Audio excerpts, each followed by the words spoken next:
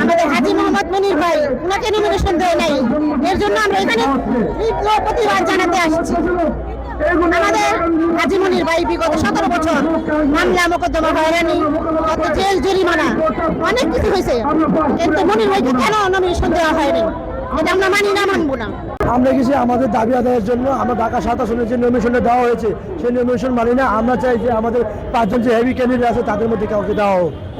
ঢাকা 7-এর অবৈধ নমিনেশন যে দেওয়া হয়েছে সেটা পরিবর্তন বা রিভিউর উদ্দেশ্যে মানববন্ধন করতেছি।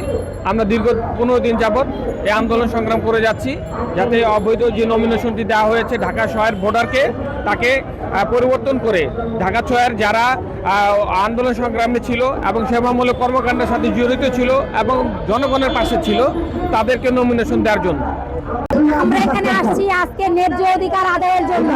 যেমন আমাদের ভারপ্রাপ্ত চেয়ারম্যান তারেক রহমান বলছিল ত্যাগী নেতা কর্মীদের আমাদের একটা মূল্যায়ন করা হবে, সেই অধিকার এই মূল্যায়ন আমাদের করে নাই।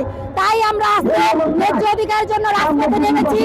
আমাদের হাজী মোহাম্মদ মনির হোসেন চেয়ারম্যান অনেক বিগত দিনে রাজনীতিতে অনেক কষ্ট করছে, তার ফ্যামিলি অনেক এই ফ্যাসিবাদী আওয়ামী লীগ সরকার তার ফ্যামিলিকে জর্জরিত করেছে, নির্যাতন করতে হতে তার বাড়ি ঘর গাড়ি যা আছে জ্বালাই দিচ্ছে, তারা মেরে ফেলার চেষ্টা করা হয়েছে, তারা 7-8টা গুলি করছে, তারপরে সে 8-9 বছর জেল খাটছে।